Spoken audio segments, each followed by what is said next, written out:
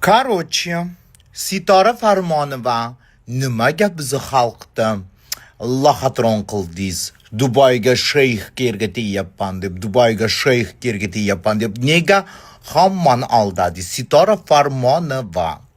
Nega bunaqa lahatronlar ildiz xalqimiz? Bechara xursand bo'l, voy shayxga erga tegibdi deb siz duo qilib yotibdi. 6 ta farzandi tashab ketgan Xonsaroyda direktoriga erga tegibsiz, opa.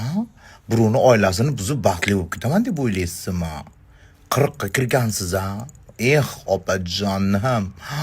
Biz bildik, xalq bilsin. Sitora Farmonova Xurshid akamidi ismi? Xonsaroyda direktoriga erga tegibdi. Hech qanaqa shayxga emas. O'shancha to'yda yo'q edi u kishi. Xotinining intervyusini ko'rdimda, shunaqa takay dilovaya korolevskiy ayol, o'rangan hijobdagi ayol ekan. Shunday go'zal ayolni, shunday umli ayolni tashab ketgan erkak siz bilan qolib ketadi deb o'ylaysizmi? Voy. Oy, opa, juda ham kalta o'ylar ekansiz 40 ga kirgan bo'lsangiz ham.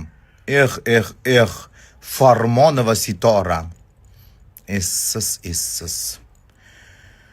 Birovni oilasini buzgan odam biror joyda baxtli bo'lib ketganini ko'rganmisiz hech? Мне вас жалко. Uchinchi xotinni ham bilaman kimligini. O'ranganlar deganimda bilib olinglar kimligini ham. Nimaga bizni ayollar shunaqa kalta o'ylaydi? Nimaga shunaqa kalta o'ylarkin? Oilasidan qochib 3-chi, 4-chi, 5-chi xotin qilib qo'ysa, hijobga kirsam men bilan qolib ketadi deb o'ylaysizlarmi yo ushlab qola olaman deb o'ylaysizlarmi? Shunday korolevskiy xotini bor erkak, shunday xotinini qaranglar, takoy vlasniy, takoy korolevskaya, shunday qilsa ham 14 qilib yuboradigan xotinni tashab ketgan erkak qaydagi chumoshnisalarni bunday hijobga kirib olsa qolib ketadi deb o'ylayman. O'sha artistlarimizga hayron qolaman. Qanday qilib 3-chi, 4-chi, 5-chi, 6-chi xotin bo'lib tegasizlar? O'zinglarni guldek hayotinglarni mazza qilib yashamaysizlarmi? Qar chollarga tegmasdan, Assalomu alaykum Instagram xalqlar do'stligi saroyi. Yaxshimisizlar? Yuribsizlarmi? Tuzingmisizlar? Yaxshi dam oldinglarmi?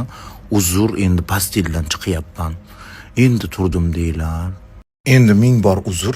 Kechani igolchiti anaqani sredstvani qilib ko'rganman deylar yuzimga. Igolchiti, ya'ni krem anaqani ichida, siviritkani ichida igolkalari bor, mayda. Mana shu ishqalab kecha igolchiti sredstva qilib ko'rganman. Yuzim oqarib ketganini qaranglar. Go'zallik ma'budasi. Bugun endi Star House'da bir oy kutamiz. Nimalari chiqarmikan? Nima edi? Kadastrlari.